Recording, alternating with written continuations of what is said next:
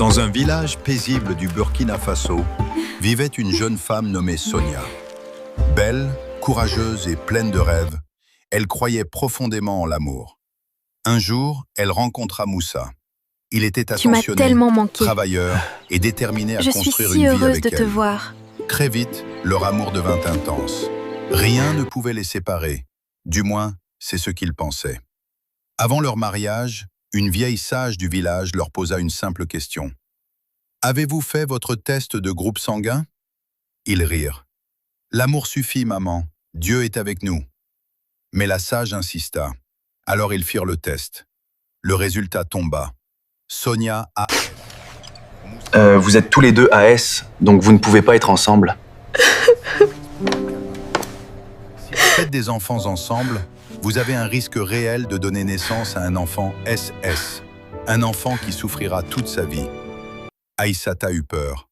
Moussa, lui, refusa d'accepter.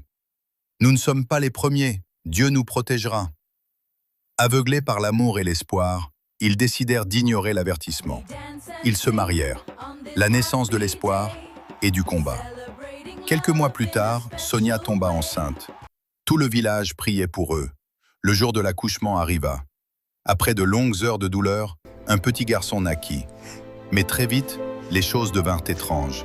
L'enfant pleurait sans cesse. Il tombait malade souvent. Les hôpitaux devinrent leur deuxième maison. Le verdict tomba comme un coup de tonnerre. Votre enfant est SS.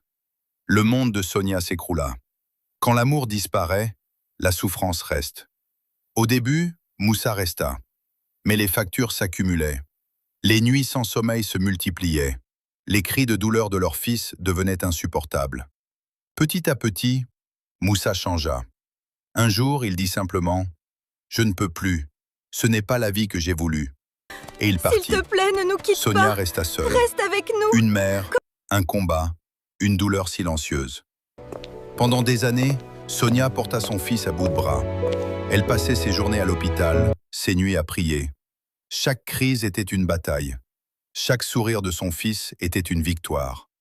Mais la maladie ne pardonne pas. À l'âge de 14 ans, après une crise violente, son fils s'éteignit dans ses bras. Le message d'une vie brisée. Le village entier pleura. Sonia, elle, ne pleurait plus. Elle disait simplement « Si j'avais écouté, mon enfant serait peut-être encore en vie, ou il n'aurait jamais souffert. » Elle décida de consacrer sa vie à sensibiliser les jeunes. Deux personnes AS ne devraient pas avoir d'enfants ensemble. La responsabilité est plus forte que les sentiments. Morale de l'histoire. L'amour ne doit pas être aveugle. Deux personnes AS ne doivent pas faire d'enfants ensemble.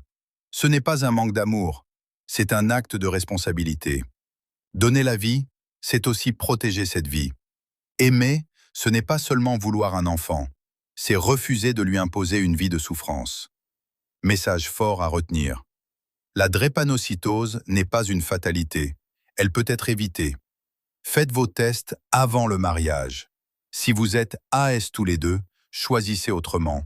Séparation responsable ou adoption. Ne jouez pas avec la vie d'un enfant. La maladie n'est pas un héritage à transmettre. Fin. Abonnez-vous, likez et partagez si vous avez aimé notre compte.